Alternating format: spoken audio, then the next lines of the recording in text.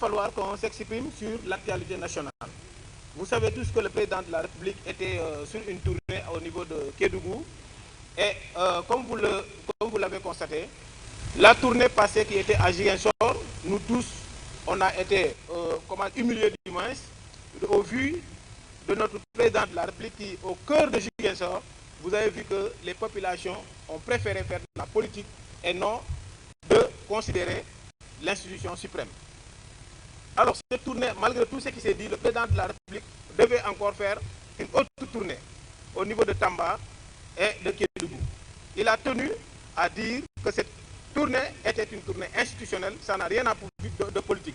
Mais malgré tout, les populations, comme ils aiment leur président, vous avez vu à Tamba comme à Kédougou, les gens ont massivement accueilli le président de la République. Alors, aujourd'hui, il y a aussi une autre tournée que nous jugeons inopportune, dans la mesure où il y a une crise scolaire qui perdure.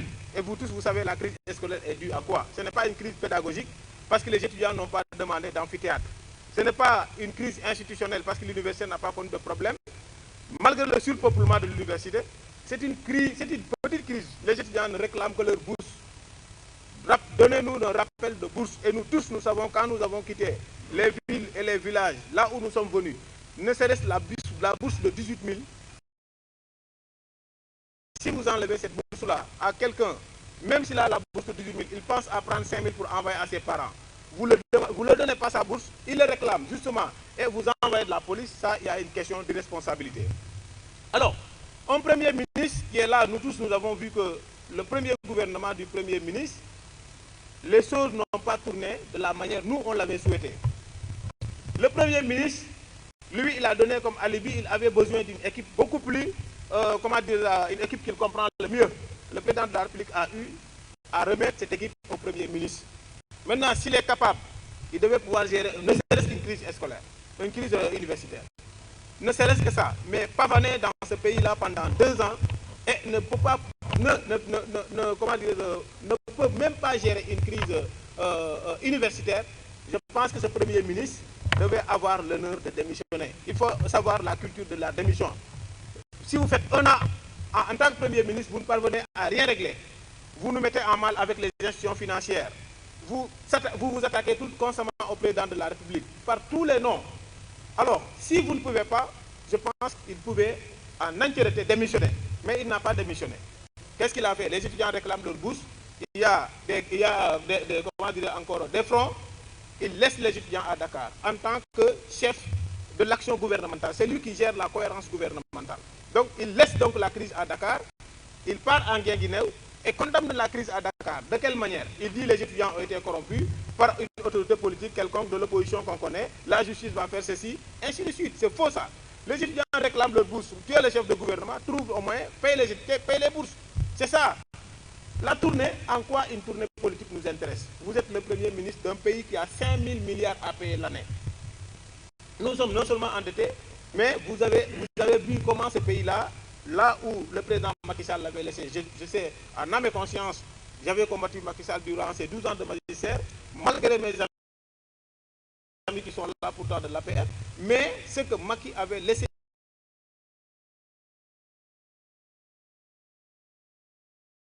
actuellement, qu'on le veuille ou non.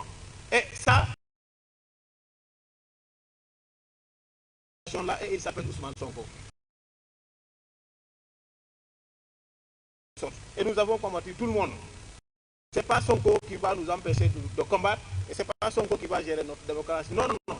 Notre démocratie va au-delà de toutes ces considérations-là. Alors, régler la crise de l'université, il y a un mort. Un étudiant qui est décédé. Vous avez vu des étudiants quitter le 3e étage pour venir tomber par le bas au Sénégal en 2026. Le gouvernement, aussi irresponsable que cela puisse paraître, parce qu'il devait démissionner.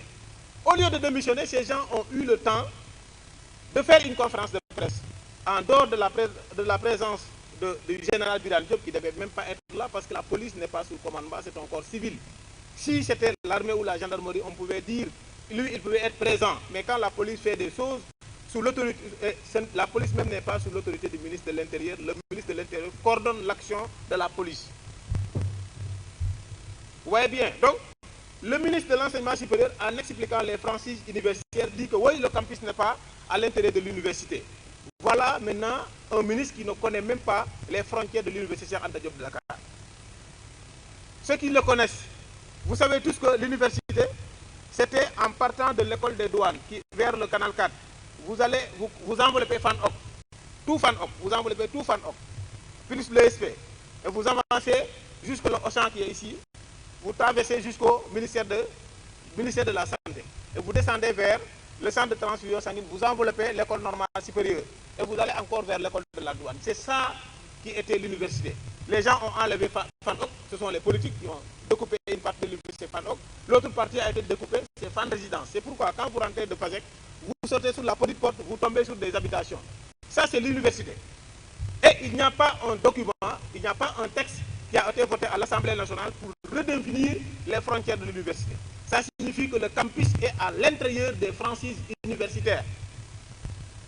Un ministre qui ignore ça, pour moi, il ne fait rien du tout à ce poste-là. Et il a remplacé qui? Il a remplacé le docteur Abdourahmane Diouf.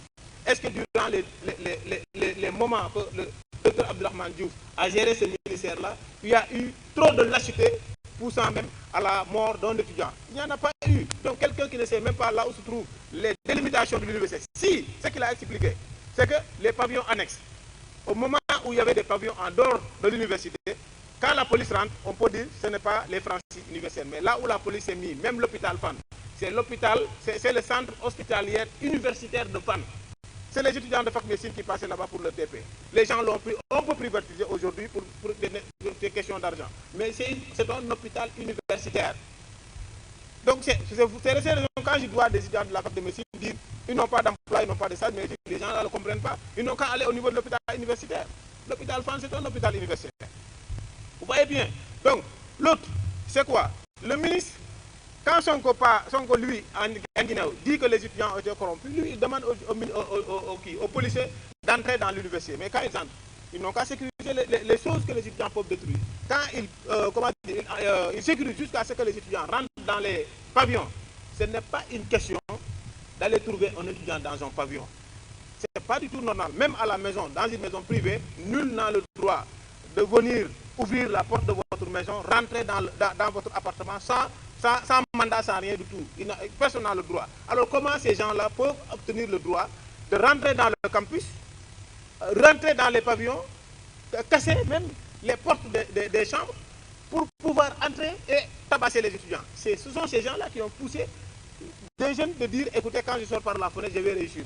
C'est là où ils sont morts, ils sont blessés. Et ça a été irresponsable pour toute la scène. Moi, je voulais la démission du gouvernement.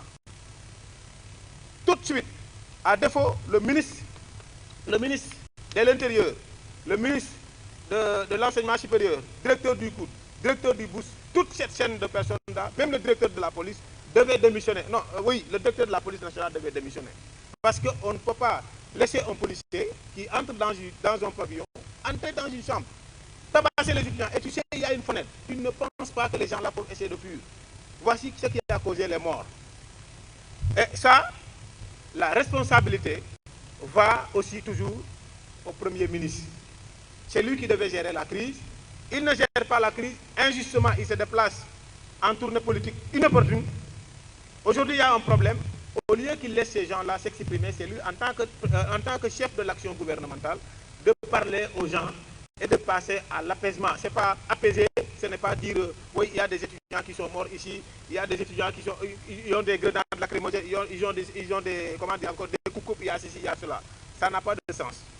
Il fallait apaiser et c'est lui qui devait apaiser. S'il ne démissionne pas, s'il n'a pas la culture de démissionner quand il échoue, c'est lui donc qui devait s'exprimer. Il ne l'a pas fait, c'est irresponsable de ma part. Alors nous, on condamnera parce que quand ces genres de choses passaient, moins que ça même, on sortait pour dire non à ça, donc on dira aussi non à ce qui se passe dans ce pays-là et on ne l'acceptera pas. Ça, c'est assez clair. Ce qu'on peut nous apprendre, ce n'est pas sauvegarder notre démocratie. Si aujourd'hui nous avons la chance de vouloir présenter un produit aux Nations Unies, c'est parce que notre démocratie a accouché ce genre de grands monsieur-là qui aujourd'hui, quand on laisse même aux Nations Unies, on n'aura pas de problème. Alors, c'est pour ces raisons, je vais directement sur sur cette représentation de l'Union africaine. Vous tous, vous avez vu, ne serait-ce la crise universitaire, le Premier ministre n'arrive pas à régler cette crise. Et vous avez entendu que le Premier ministre va représenter l'État du Sénégal au sommet ordinaire des chefs d'État au niveau de Addis Abeba. Nous sommes pour l'annulation de cette représentativité. Quand un homme se prend au président de la République pour le dire qu'il n'a pas de courage politique, qu'il n'est pas une autorité, Serigne Goundou, je ne travaille pas pour le président, le poste de Premier ministre, je m'en moque, cette personne n'est pas digne de confiance et de considération pour être déplacée pour représenter l'État du Sénégal au niveau du sommet de Addis Abeba. Donc, je vais en ces termes, madame, monsieur les journalistes, chers compatriotes, partenaires nationaux et internationaux, aujourd'hui, dans un esprit de responsabilité républicaine, de loyauté institutionnelle et d'engagement sincère, je prends la parole pour la stabilité nationale et le rayonnement du Sénégal sur la scène africaine et internationale. Il était initialement envisagé que le Sénégal soit représenté au prochain sommet de l'Union africaine à Addis Abeba par le Premier ministre, Ousmane Sonko. Toutefois, au regard des événements graves et persistants à travers actuellement notre pays, notamment dans nos universités, et plus particulièrement à l'Université Cheikh Anta Diop de Dakar, cette option mérite d'être sérieusement réévaluée. Les tensions récurrentes dans le milieu universitaire, aggravées par des affrontements ayant conduit à des morts d'étudiants, constituent une crise nationale majeure. Ces pertes en vies humaines, profondément douloureuses, interpellent la nation tout entière et appellent une implication directe, forte et visible de la plus haute autorité de l'État. Dans ce contexte, nous estimons que l'absence de chef de gouvernement du territoire national au moment où la communauté universitaire et les familles attendent des décisions fermes, une écoute attentive et des orientations claires serait difficilement compréhensible pour nos concitoyens.